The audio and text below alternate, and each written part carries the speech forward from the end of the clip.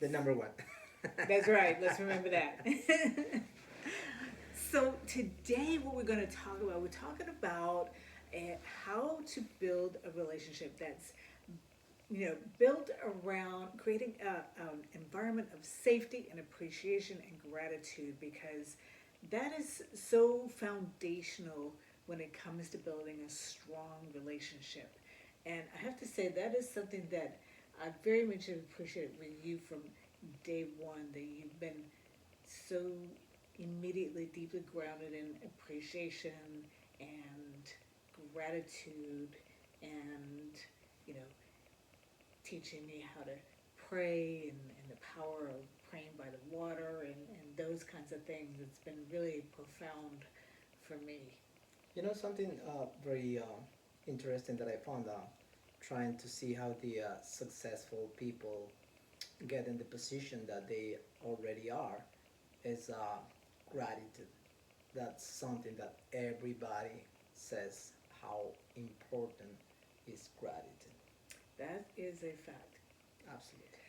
And something that I really see a lot when, as a licensed marriage and family therapist, I work with a lot of couples and individuals as well, and that is the one thing that they are truly missing.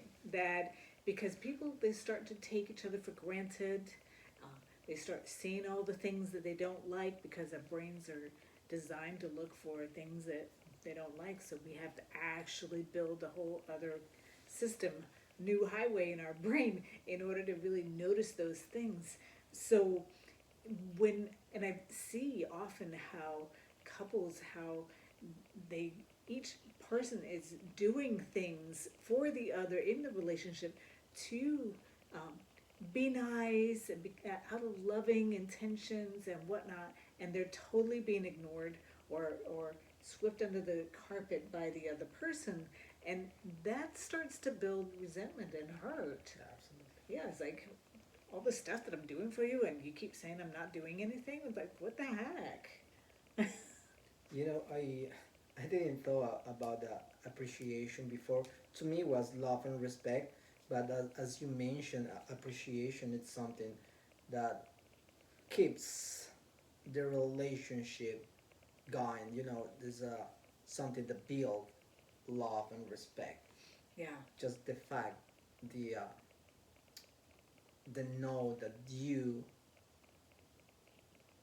acknowledge that something, appreciate something that I'm doing for you, as the same way I appreciate that a lot of things that you do yeah, for us. yeah. I mean, one of the things that I absolutely love, and I thank you for every single day, is this man is a god in the kitchen. Let me tell you what. He's amazing. I have never eaten so well in my entire life. And I am entirely, utterly grateful for it every single day, every meal of the day. And I tell him that's the least I can do. Oh my God, that seriously. that's important. That I do with all my love, and I think that's important. And just the fact that you recognize that, it doesn't make me want to do more. I mean, it works like that.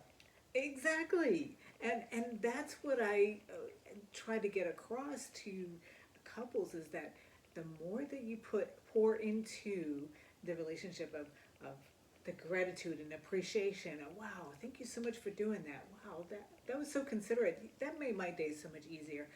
Every time you hear that, that's like, fertilizing your relationship, and just like you said, it makes you want to do more.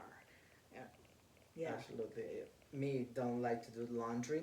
Thank God you are the one who, I don't know if you enjoy doing that, I do. but I always recognize and thank you for do the laundry. And I think I get in the way really easy with that. So That works perfect for us. it does, it does.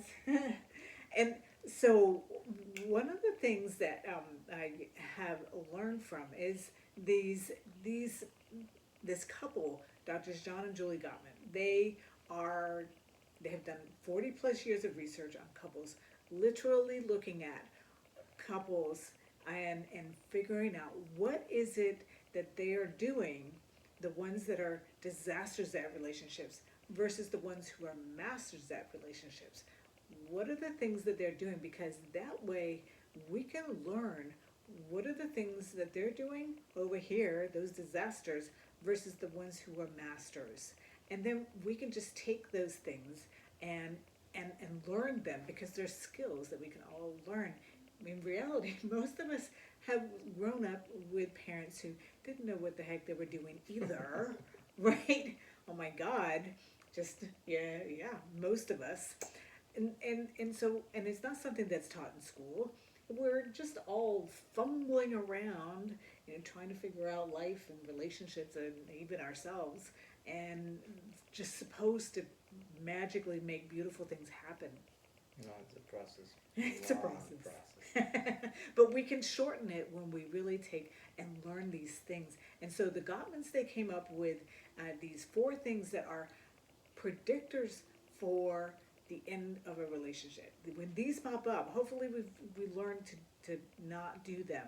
But if you start seeing these pop up, you really need to do something. But also, what are what is the antidote? Thank you, brain, for those disasters. And so let me just go over them super quick. They're called the 4 Horsemen, and it's criticism, contempt, defensiveness, and stonewalling.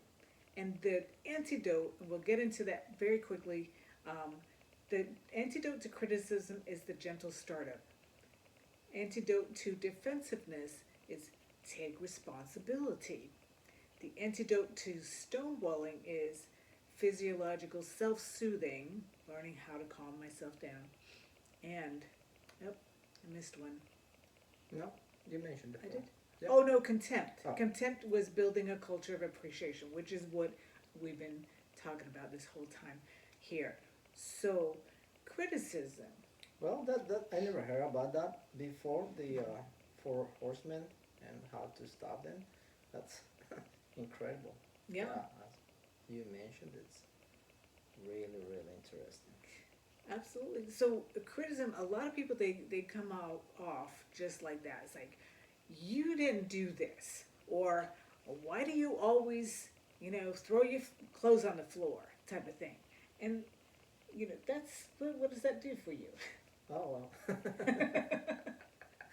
I remember that the bathroom situation that with the shampoo bottle that you always lay down. So that was so funny because I saw her shampoo bottle laying in the floor of the bathroom. So I thought was let me put it the right way. Maybe that's what she wants to happen. And after a while, I had this text message, and she says, "Oh, is the reason that I lay down the shampoo is because there's not much in the bottle, so it's easier for me to take the shampoo away." So I was just trying to be nice. And I knew that. I was explaining why I was doing the thing. Always a method to the madness, right? So. That's so funny. But I didn't yell at you. Oh. I just explained, would you mind just leaving this shampoo laying down? Because I have it there exactly for that reason. It's going to take me an extra 5 minutes to wait for the shampoo to slide down and to come out. And this way, it only takes me 30 seconds. So there you go. Now, so that was actually a perfect example of a gentle startup. How it explains that, I know you've been trying to do something nice and whatnot, but here's what I'm really asking you. So I shared what it was that was my problem. I didn't do it in an attacking way. I explained what it is. Can you please, and then ask what it was that I wanted. Please leave it laying down when you see it, or if you pick it up and it's full, then it probably was a mistake. But if it's empty almost, then it's for a reason. I was cooking 5 minutes ago, so I was in the middle of cooking in the process. So I need a knife in order to cook. So I was looking for the knife. Where's the knife? Oh, I just put it away. Hey, if I'm here, it's because I'm still cooking. I need a knife. You'd wash it and it was in the drying rack, so I thought you were done. Okay. Sometimes we, we're we, too we need quick. we need to learn to laugh more about things. Exactly. Yeah, that's the Exactly. key. Not take ourselves so seriously, which really brings us to the next one, which is contempt versus building a culture of appreciation. Again, that contempt is, like saying things to take you down as a human being, and verbal abuse, and see, you're such an asshole, and why do you always do this, and whatnot, instead of reminding myself of all the wonderful qualities that you have, because every single day is another beautiful day that I get to spend with you. And so if I just focus on, oh my God, it keeps laying down my freaking shampoo bottle and and making myself all riled up over that, versus, oh my God, this man, he's cooking all my meals, making sure I have lunch, and all the things that he does, and that is that building that culture of appreciation. Absolutely, that helps. So the next one is, what's that? Defensiveness and versus taking responsibility. Wow, that's that's a good one. Yeah. You know, just the fact to talk about situations and always being a defensive attitude, it's just gonna build, the anger and frustration in the relationship, and it's not a good thing And to have. I'm thinking of another couple that I'm working with right now, where with the wife is anytime there's anybody that says anything, 'cause you can't get to any problem solving when somebody's like that. Because every time there's, oh well, you might want to look at this issue here, this area here. Oh, see, it's all my fault. I'm the problem here, and that is not going to work. So instead, looking at it, it's like, well, we're all human beings. No matter how long I work on myself, I am a lifelong learner, and there's always something I can improve on myself. And especially when it's brought up in a particular way, then that is something that is like, oh, okay, so what's an example? There have been some situations with, extra children that we have, that we don't have any children together. So sometimes there's situations with other children and extra family and all kinds of things, and sometimes you have to look at, it's like, well, maybe I was harsh there, or maybe I needed to have more patience, or maybe I need to step up more and do things, and it's a good thing to do, because that's how we can move forward. Absolutely, that's part of taking responsibility as well, because we are living in a moment in society where nobody wants to take responsibility, because it's easier to blame somebody else about uh, anything, Yeah. and play the victim role helps a lot to Mhm. people go away with many things. So once we start to taking responsibility, and then we can work in order to fix it. Don't you think? Absolutely. 100%. And then the last one, last but not least, is stonewalling. And when that comes up, that's when somebody just shuts down.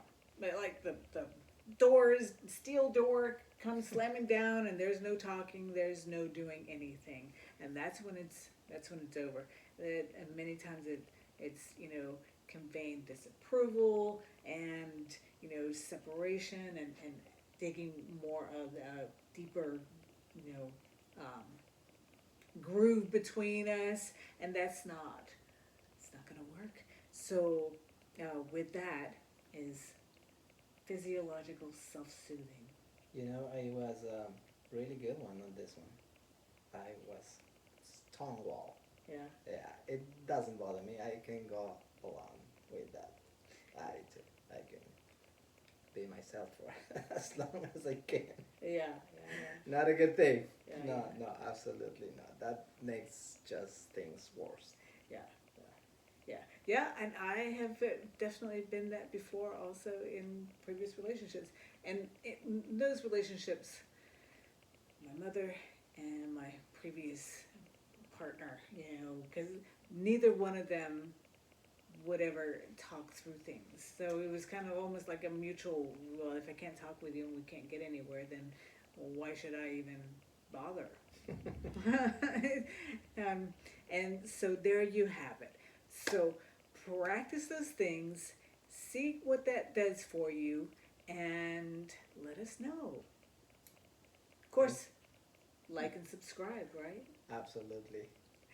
Have a good one.